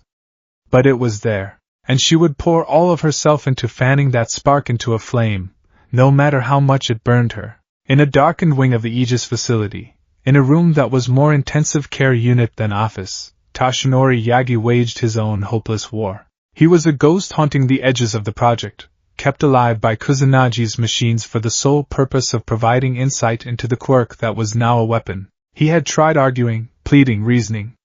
It was like shouting at a mountain. Kusunagi and her zealots were convinced of their righteousness, their logic unassailable. So Toshinori turned inward. He still felt a faint, gossamer thread of a connection to One for All. It was the lingering resonance of a soul that had housed the power for 40 years. In his youth, he could meditate and speak with his predecessor, Nana Shimura. He'd hoped, prayed, that he could do so again, that he could reach the vestiges and help them fight from the inside. He sat in his life support throne, his eyes closed, his breathing shallow. He ignored the beeping monitors and the hum of the machines keeping his broken body alive, and he reached out with his mind, following that faint thread of light into the heart of his successor. The mindscape he found was a wasteland. It was no longer the brightly lit room where the vestiges sat in council. The space was now a vast, gray desert under a perpetually starless sky. The air was cold, filled with a low, oppressive hum, and in the distance a great, black ocean churned, the void. He saw them. The ghosts in the machine. But they were changed. They were no longer solid, vibrant figures of light and will. They were faint, translucent silhouettes, like old photographs left out in the sun. They stood with their backs to the black ocean, their arms linked, forming a fragile, flickering wall against the encroaching tide of nothingness. Yoichi the First stood at the center, his form the most defined but also the most spattered, flickering like a dying candle. Nana Shimura was beside him, her ethereal hand on his shoulder, her form barely more than a whisper of light. The others were even fainter, their identities blurring. Toshinori projected his consciousness, a faint spark of golden light, into the wasteland. Nana! Yoichi! Can you hear me? Nana's head turned, her ghostly eyes finding his spark. A feeling, not a voice, washed over him. Toshinori. We are here. We are holding on. What is this place? He projected, the sight of their degradation filling him with a terrible grief. What has she done? Yoichi's presence answered, his voice ancient and weary. She did not create the void. She only gave it a key. This hunger, it is the echo of my brother, the part of the quirk that was born from his desire to take. For generations we buried it, overrode it with our will, with our desire to save. But now, it has been reawakened. The black ocean of the void pulsed, and a wave of pure emptiness washed against their translucent wall. The vestiges flickered violently, their light dimming. It feeds on memories to sustain itself, Nana's presence communicated, laced with pain. With every aberration the boy absorbs, the void grows stronger. It consumes the aberration's data, and then it consumes a piece of him to make room. We give parts of ourselves to shield his core memories, his mother, you, his friends. But we are fading, Toshinori. We are losing. Toshinori watched in horror as a tendril of blackness lashed out from the ocean and struck the fifth holder, Daigoro Banjo. His lanky, spectral form convulsed and his light dimmed by half. The memory of the taste of Katsudon was gone from Deku's mind. We can't stop it, Yoichi's thought form conveyed, a sense of profound finality in it. We can only slow it. The boy. Izuku. His will is the only thing that can truly fight it, but he is being programmed to obey. His soul is being put to sleep. The connection began to fray. Toshinori's own weakening body couldn't sustain the link for long. Hold on, he pleaded, his golden spark flickering. I will find a way. Just hold on. Nana Shimura gave him one last, sad, spectral smile. You chose well, Toshinori. He is stronger than any of us. But even the brightest sun can be extinguished. Tell him to remember what it means to be a hero. The thread snapped. Toshinori gasped, his eyes flying open. The cold reality of the medical bay surrounded him. The beeping of the machine sounded like a death knell. He had seen the truth. They weren't just erasing Deku's memories. They were devouring his very soul, and the lineage of one for all along with it. Katsuki Bakugo dealt with his powerlessness the only way he knew how, with rage and confrontation. He watched Uraraka's gentle, heartbreaking attempts and All Might's quiet decay, and he scoffed at their methods. The Deku he knew, the useless, stubborn, crying nerd who had somehow become his equal, wouldn't be coaxed back with old photos or whispered platitudes. He had to be dragged back. He had to be forced to fight. He cornered Kusanagi in a hallway. I need to spar with him. Kusanagi arched a perfectly sculpted eyebrow. A sparring session? For what purpose? You call me the failsafe, Bakugo snarled, spitting the word like it was poison. How the hell am I supposed to be a failsafe if I don't know what he's capable of? I need to test his limits. And mine. It's tactical. It's logical. You like logic, don't you? He threw her own twisted philosophy back in her face. She considered this for a moment, her cold eyes analyzing him. Your reasoning is sound, Mr. Bakugo. A practical assessment of the failsafe's capabilities against a baseline chimera subject is prudent. Very well. I will authorize it. Training Room 7. In 1 hour, Training Room 7 was a vast, empty space with padded gray walls and a floor that could simulate various terrains. Bakugo stood in the center, stretching his arms, his grenade bracers feeling heavier than usual. He was seething, but beneath the rage was a cold knot of dread. The door slid open and Deku walked in. He was in the full Styx armor, his face hidden by the impassive black visor. He moved with a liquid grace that was utterly devoid of his old, slightly clumsy energy. Subject, Chimera, ready for combat assessment, he announced to the room's speakers. Cut the crap, Deku, Bakugo growled, slamming his fists together, creating a sharp crack of a small explosion. It's just you and me, acknowledged, came the flat reply. Failsafe designation, Bakugo. Commencing assessment. Bakugo didn't wait. He blasted forward, a streak of orange and black. AP shot. He didn't aim to kill, but he didn't pull the punch either. He wanted a reaction. He wanted pain, anger, something. Deku didn't even seem to flinch. He sidestepped the blast with an impossibly small, precise movement. The concussive force washed past him, barely rustling his armor. He hadn't used one for all speed. It was pure, unadulterated skill. Your opening move is consistently a right-handed linear blast, Deku's synthesized voice stated calmly. Predictable. The word predictable struck Bakugo harder than any fist. He roared in frustration and unleashed a volley of explosions, trying to box Deku in, to force him on the defensive. It was like trying to catch smoke.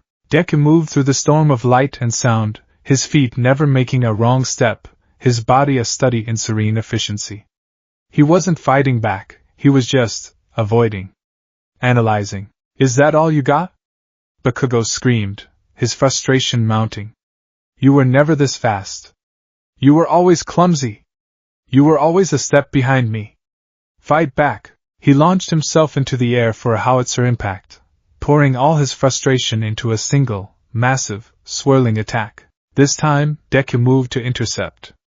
But he didn't power up. He didn't meet the blast with a smash. He simply raised his left hand.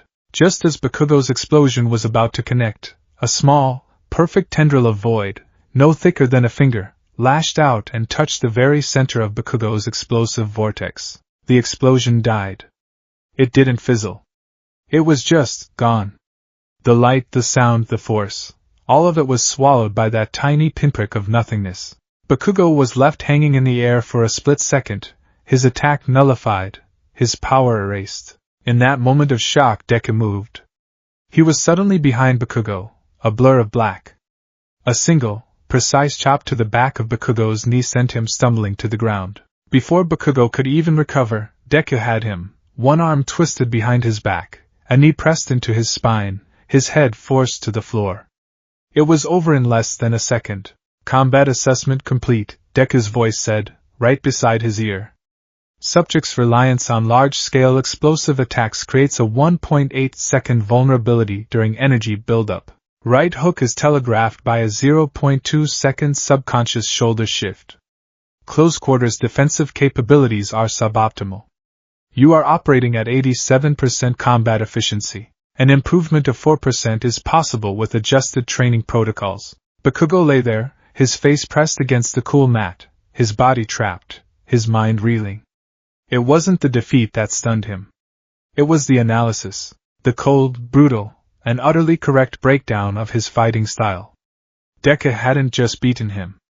He had dissected him. He had reduced their entire lifelong rivalry, a history written in sweat and blood and tears, to a set of statistics. A primal scream of pure, desperate anguish tore itself from Bakugo's throat.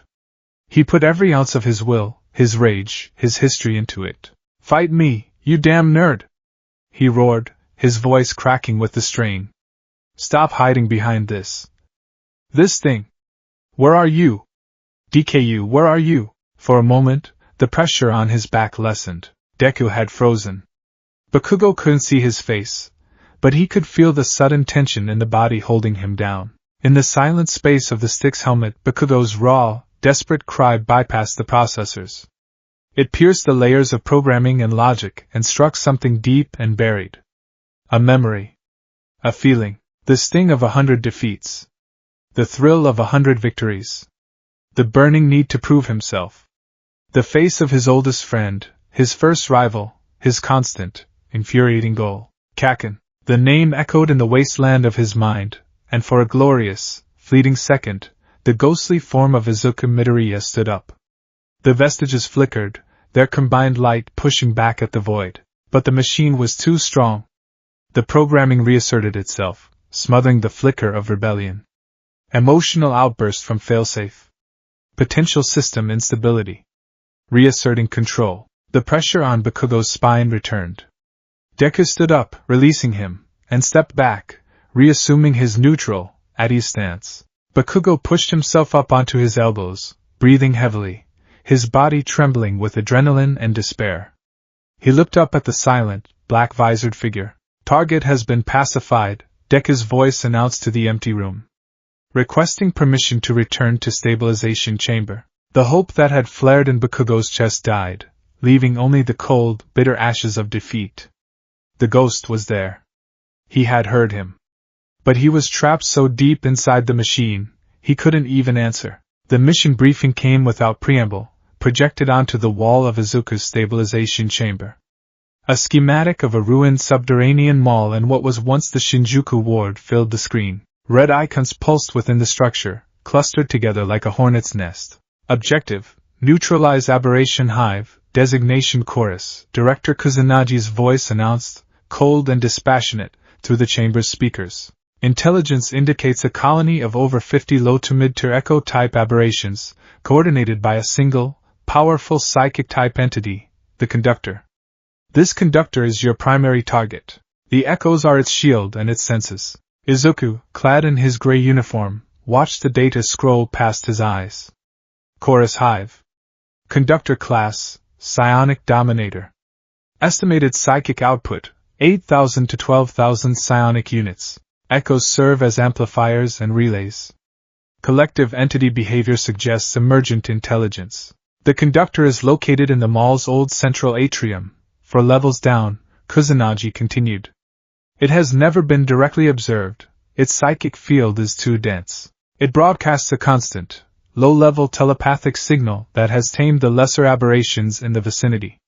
Your objective is to breach the atrium and absorb the conductor. The echoes should destabilize and dissipate upon its removal.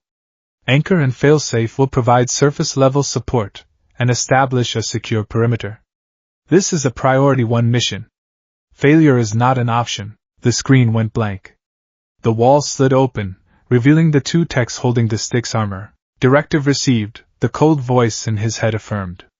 Prepare for deployment. As the armor was fitted onto him, a small, frantic part of his buried self felt a tremor of unease. A powerful psychic. It attacks the mind. Our mind is already broken. This is dangerous. The logical, Chimera voice suppressed the thought with cold efficiency. Threat acknowledged. The Styx helmet contains a grade 4 psionic buffer. Probability of psychic intrusion is 12.7%. Acceptable risk for mission success. He did not argue. He did not feel fear.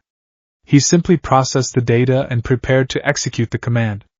He was a scalpel, and the chorus was a tumor to be excised. In the hangar bay, the atmosphere was thick with tension. Uraraka was checking the seals on her own upgraded hero costume, now more like tactical gear, her movements jerky and nervous. The mission details had chilled her to the bone. A psychic aberration. It felt like sending Izuku into a house of mirrors when he barely recognized his own reflection anymore. This is a mistake, she said to Bakugo, who was loading a fresh set of high-yield compression canisters into his gauntlets. His mind is already so fragile. What if this thing gets inside? Then we do our damn jobs, Bakugo grunted, not looking at her. He slammed a canister into place with more force than necessary. You talk him down. I blow him up just enough to knock him out. That's the plan. That's always the plan. His voice was rough, but Uraraka could see the tension in his shoulders, the way his jaw was clenched. He was just as worried as she was, but his fear, as always, was sublimated into anger. Ever since their sparring session, he had been different. The explosive, directionless rage had been forged into a sharp, cold point. He watched Deku with a hawk-like intensity, not just looking for a fight, but looking for a crack, an opening, a sign of the boy they knew. Deku entered the hangar, a silent, black figure moving with unnerving grace. He walked past them towards the VTOL aircraft without a word, his posture perfect, his movements economical. Deku, Uraraka called out, her voice small. He stopped and turned his head, his black visor reflecting her worried face. Designation Anchor. Do you have a tactical update? The formal address still felt like a punch to the gut. No. Be careful, Izuku. For a fraction of a second, she thought she saw the helmet tilt, a ghost of his old, reassuring nod. But it was probably just a trick of the light. Caution is a constant operational parameter, he replied, his voice a flat monotone from the helmet's external speaker. Then he turned and boarded the aircraft. Bakugo watched him go, a muscle twitching in his jaw. Let's move, round face. The sooner we get this over with, the better. They boarded the VTOL, the ramp hissing shut behind them, sealing them in the belly of the beast with the weapon that used to be their best friend. The ruins of Shinjuku were a labyrinth of shattered glass and concrete, choked with the ubiquitous, faintly glowing chirality crystals. The VTOL set them down 2 blocks from the target mall, the psychic pressure in the air immediately palpable. It wasn't aggressive like the Weaver had been. This was a subtle, insidious hum, a constant whisper at the edge of hearing that promised peace, unity, and an end to struggle. It was a siren song for a broken world. Psionic field is stronger than projected, Deku's voice stated from inside his helmet. Buffer is holding at 97% efficiency. We'll hold the line here, Bakugo said, planting his feet on the cracked pavement. He gestured with his chin towards the gaping, dark maw of the mall's entrance. Go do your thing, Tin Man. We'll keep the strays off your back. Deku gave a single, sharp nod and then he was gone, melting into the shadows of the ruined structure like a ghost. Uraraka watched him go, her heart hammering against her ribs. The psychic hum grew stronger, and with it, the whispered promises in her mind became clearer. Join us, be one, no more pain, no more fear, only harmony. She shook her head, trying to clear it. Stay focused, Bakugo barked, his voice cutting through the psychic fog. That thing's messing with your head. Think of something loud. She focused on the sound of his explosions, the memory of his angry shouting. It was a strange anchor, but it worked, the mental noise drowning out the whispers. They took up defensive positions, watching the darkened alleys and shattered storefronts, waiting for the inevitable trouble. Inside the mall, the silence was profound, broken only by the drip of water from a broken pipe and the faint, multi-layered psychic hum. The air was thick with the scent of decay and ozone. Chirality crystals grew in strange, coral-like formations from the floors and walls, casting a dim, eerie blue light. Deku moved with silent purpose, a black predator in a dead, crystalline sea. His HUD tagged the faint energy signatures of the echoes, dozens of them, lurking in the shadows of abandoned shops, behind overturned kiosks, on the floors above. They were dormant, placid, bathed in the conductor's soothing mental signal. He descended the broken escalators, his boots making no sound. 4 levels down. The psychic pressure increased with every floor, the whispers becoming a full-throated chorus. You are broken, you are alone, you are a tool, let go, join our song, we will make you whole. The psionic buffer in his helmet flickered. Efficiency at 84%. Minor emotional resonance detected. Emotional resonance is a liability, the chimera voice in his head stated coolly. Purge. But the whispers were insidious. They weren't attacking him, they were agreeing with him. They were affirming the cold, hard facts of his new existence. Broken, alone, a tool. It was a litany he already knew. He found the logic of the song appealing. He reached the bottom level. The central atrium was a vast, circular space, the ceiling a shattered dome of glass that let in a sliver of the gloomy gray sky. In the center of the atrium, where a grand fountain once stood, was the conductor. It was horrifyingly beautiful. It resembled a massive, petrified tree made of gleaming, white bone, its branches reaching up towards the broken dome. Fused into the trunk of this bone tree, like a dryad trapped in ivory, was the form of a woman.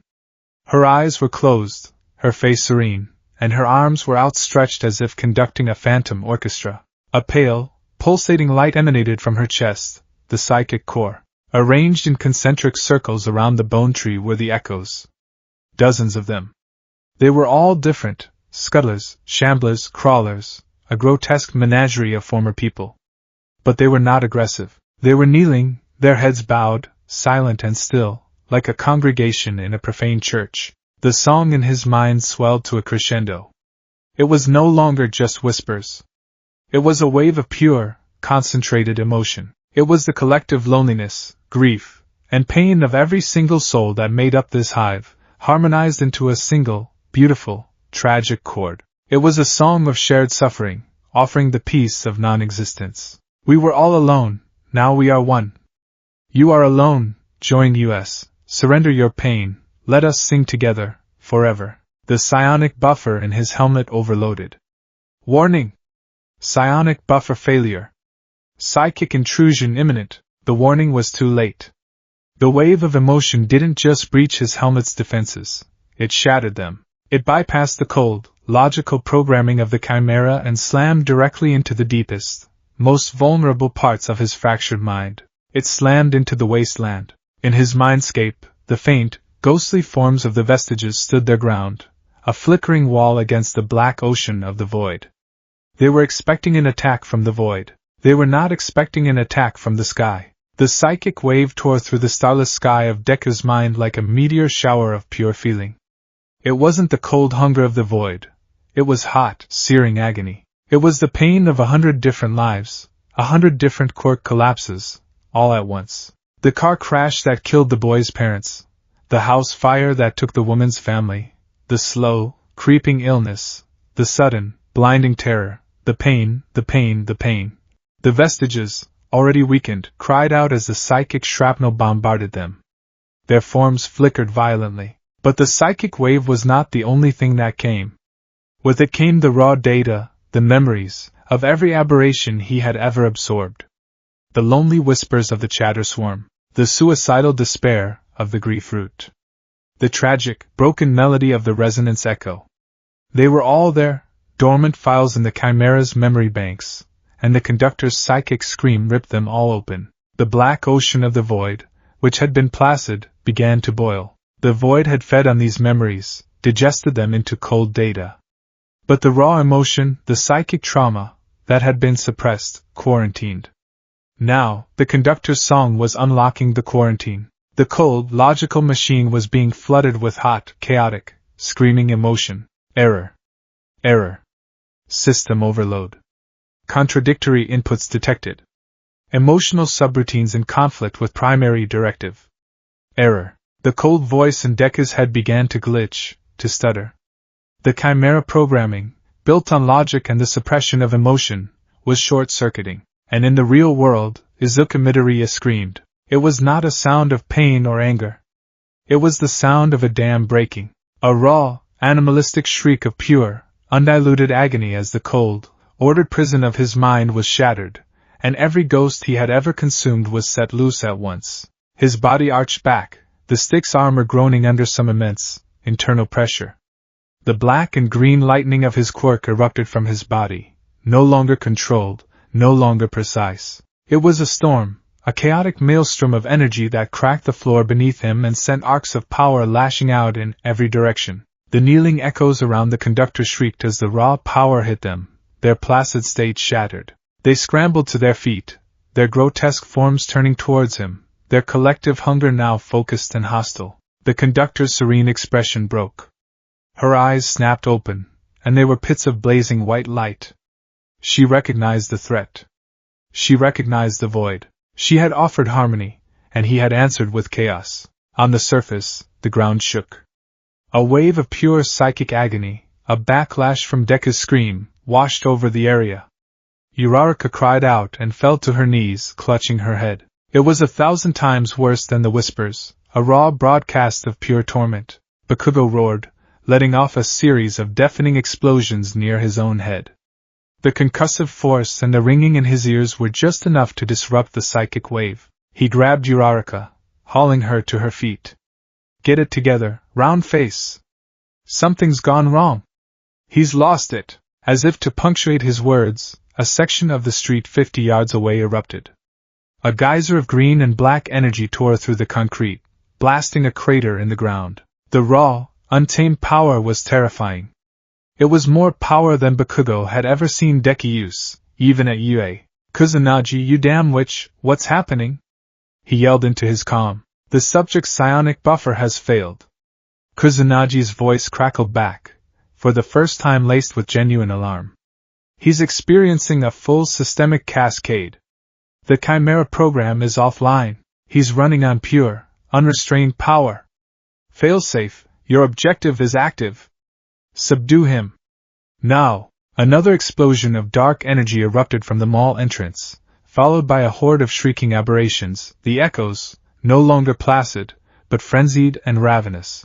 We got company! Bakugo yelled. Uraraka, you find a way to get to Deku. Talk him down.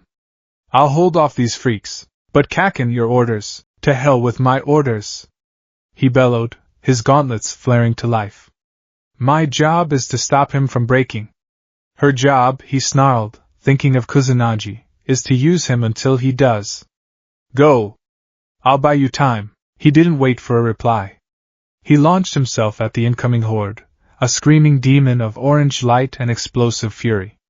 Come on, you ugly bastards! Uraraka watched him go, her heart torn.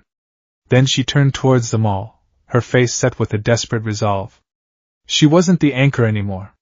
She was a friend, going to save a friend. Down in the atrium, chaos reigned. Deku was a storm, a natural disaster. The Chimera program was broken, and with it, his control. The void within him was no longer a precise tool. It was a singularity gone wild, a black hole dragging everything into it. It was no longer just taking. It was consuming. Tendrils of pure blackness, thick as pythons, erupted from his back, his arms, his chest. They were no longer precise. They lashed out indiscriminately, striking echoes and reducing them to screaming data streams that flowed back into him, feeding the storm. He wasn't just absorbing them, he was devouring them whole. The conductor shrieked, a telepathic blast of pure force that slammed into him. It should have torn his mind apart. But his mind was already a battlefield. The blast simply added to the noise. He was barely conscious. He was drowning in a sea of screaming ghosts. He saw Kenji Tanaka, the boy with the cello, his face twisted in agony. He saw the weeping face of the grief root. He saw thousands of chittering, lonely bats. And behind them all, he saw the horrified, spectral faces of the vestiges, their light almost completely extinguished, their forms being torn apart by the storm. It hurts, it hurts, it hurts, make it stop. The thought was his own, a child's cry in the heart of a hurricane. The void responded. The hunger, now fused with his own desperate desire to end the pain, became absolute. If absorbing the pain made it his own, then he would absorb everything. He would absorb the whole world until there was nothing left but silence. He turned his blank, glowing eyes, now pools of shifting green and black energy, towards the conductor. The source of the pain. He would erase it. He floated off the ground, the raw power lifting him. His body began to change, the stick's armor cracking and groaning as his form grew, warped by the unrestrained power. Tendrils of void coalesced around him, forming a swirling vortex of absolute nothingness. Izuku! A voice. A real voice, not a ghost, not a whisper. It cut through the storm. He paused.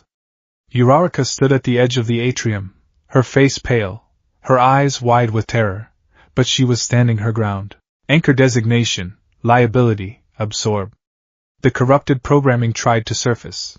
Izuku, please stop. She cried, taking a hesitant step forward. This isn't you. I know you're in there. Fight it. The vortex around him slowed. The ghost in his head quieted for a moment, drawn to the familiar, warm sound of her voice. Ochako, a part of him whispered. The conductor saw its chance. With Deku distracted, it gathered all its remaining psychic energy into one final, desperate attack. It wasn't aimed at Deku's mind. It was aimed at Uraraka's. A lance of pure psychic malice, designed to shatter her sanity, shot towards her. Deku saw it. The hero instinct, the one unbreakable, fundamental part of his soul that not even the Chimera Project could erase, took over. He moved. He didn't think. He didn't analyze. He acted. He appeared in front of Uraraka in a flash of green light, his back to her, his arms spread wide, shielding her with his own body. The psychic lance hit him square in the back. The last coherent thought he had was of her safety. Then, the world exploded into white noise, and the last vestiges of Izuku Midoriya were submerged beneath the raging, hungry tide of the void. The Chimera turned. The green in its eyes was gone, replaced by two pits of swirling, absolute black. It looked past Uraraka, its gaze unfocused, seeing only energy, only targets. It no longer distinguished between friend and foe. Everything was fuel. The void tendrils lashed out, not at the conductor, at Bakugo. He was on the floor above, having just blasted the last of the echoes to dust, when the ground beneath him vanished, consumed by a tendril of darkness. He fell, landing hard on the atrium floor. Before he could even get his bearings, two more tendrils shot out, slamming into him not with force, but with their terrible, absorbing touch. His explosion sputtered and died as the void began to drink the energy from his quirk, from his very cells. The pain was excruciating, a cold fire that felt like his soul was being siphoned out of him. DKU! Snap out of it! He roared, struggling against the black tendrils, but it was like trying to fight a vacuum. The Chimera tilted its head, its blank, black eyes fixed on him, a predator examining its prey. It was about to finish him, to absorb him completely. Uraraka screamed, a sound of pure, desperate horror, and then Bakugo did the one thing he had never, ever done.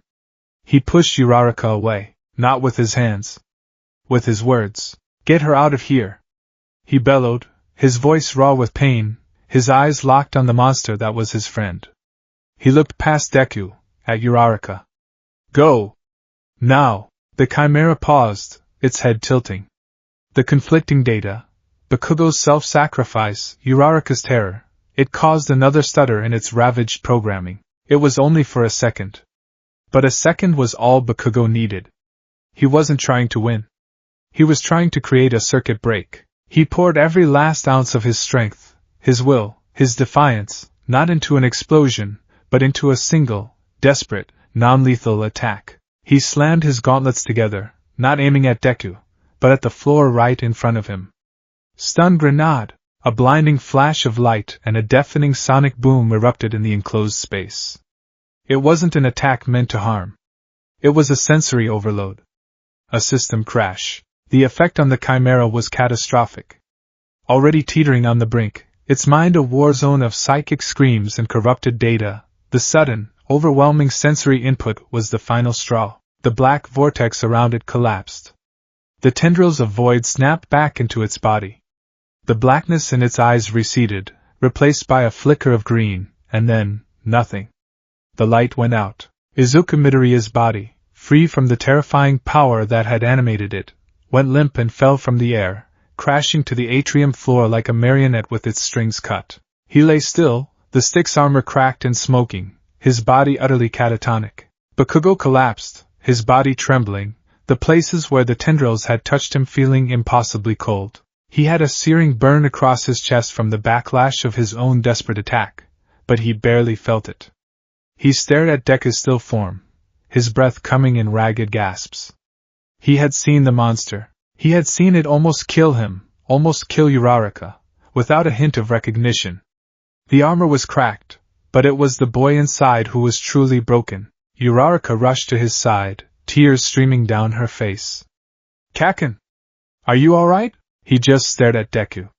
He's gone," Bakugo rasped, the words tasting like ash. For the first time, he truly believed it. The nerd he knew was gone, and a monster had worn his face. The silence of the atrium was broken by the sound of boots on marble. Director Kusanagi and a squad of her elite soldiers entered the scene, their weapons raised. Kusanagi's face was a mask of cold fury and, for the first time since they'd met her, something else. Genuine fear. She looked at the catatonic Deku, at the severely injured Bakugo, at the terrified Uraraka, and at the cowering, weakened conductor in the corner. Her ultimate weapon had just malfunctioned spectacularly, and had become infinitely more dangerous than the apocalypse it was designed to stop. The cracks in the armor were showing, and Kusanagi was realizing with dawning horror that she had no idea how to fix them.